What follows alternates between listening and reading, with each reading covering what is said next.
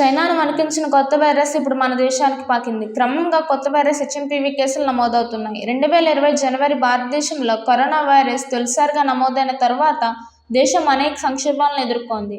Corona మహమ్మారి నుండి ఇంకా పూర్తిగా కోలుకోకమునుపే హెచ్ఎంపీవీ వైరస్ విజృంభించడం ఆందోళన కలిగిస్తోంది. 2020 జనవరి కేరళలో తొలి కేసు నమోదైన తర్వాత కరోనా వైరస్ దేశవ్యాప్తంగా వేగంగా వ్యాపించింది. లక్షలాది మంది వ్యాధి బారిన పడ్డారు. లెక్కలేనంత మంది ప్రాణాలు కోల్పోయారు. వైరస్ వ్యాప్తి నిరోధించడానికి ప్రభుత్వం కఠిన లాక్డౌన్లు విధించింది. ఆర్థిక వ్యవస్థ స్తంభించిపోయింది. లక్షలాది మంది ఉద్యోగాలు కోల్పోయారు. ఆసుపత్రులు రద్దీగా మారి వైద్య సిబ్బందిపై భారం పెరిగింది.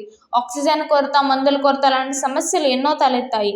కరోనా వైరస్ నియంత్రించడానికి ప్రభుత్వం భారీ వ్యాక్సినేషన్ కార్యక్రమాన్ని చేపట్టింది. కోట్లాది మందికి డోసులు అందించారు. ఇప్పుడు హెచ్ఎంపీవీ వైరస్ భారతదేశంలోకి ప్రవేశించింది. హెచ్ఎంపీవీ అనేది శ్వాసకోశ వ్యవస్థను ప్రభావితం చేసే ఒక వైరస్. ఇది ముఖ్యంగా చిన్నపిల్లలు, వృద్ధులు, రోగనిరోధక శక్తి తక్కువగా ఉన్న వారిని ప్రభావితం చేస్తోంది.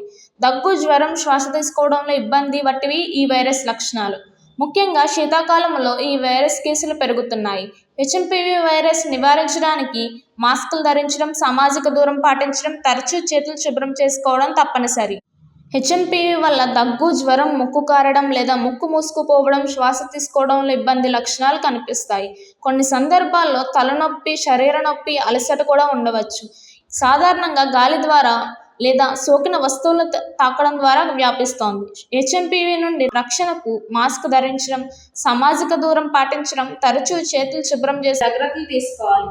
వ్యాధిగ్రస్తులకు దూరంగా ఉండే ప్రయత్నం చేయాలి. హెచ్ఎంపీవీకి ప్రత్యేకమైన వ్యాక్సిన్ లేదు. ఇన్ఫ్లుయెన్జా వ్యాక్సిన్ వేయించుకోవడం వల్ల ఇతర శ్వాసకోశ వ్యాధుల నుండి రక్షణ లభిస్తోంది. శ్వాస తీసుకోవడంలో ఇబ్బంది ఎక్కువగా ఉంటే, జ్వరం తగ్గకపోతే వెంటనే వైద్యుని సంప్రదించాలి.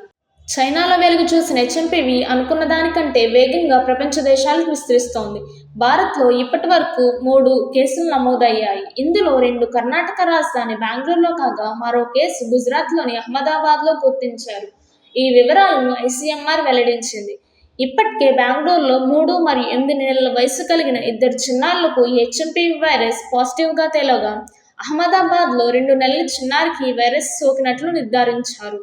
భారత్ సహా ప్రపంచవ్యాప్తంగా వివిధ దేశాల్లో హెచ్ఎంపీవీ వైరస్ వ్యాప్తి చెందుతోందని ఐసీఎంఆర్ తెలిపింది.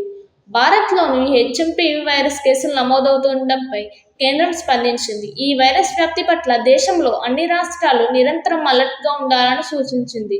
ఈ హెచ్ఎంపీవీ వైరస్ లక్షణాలతో వచ్చిన రోగులకు మెరుగైన చికిత్స అందించాలని పేర్కొంది. ఇందుకోసం అన్ని రాష్ట్రాల్లోని ఆసుపత్రుల్లో తగిన సదుపాయాలు, మౌలిక వసతులను సమకూర్చుకోవాలని తెలిపింది.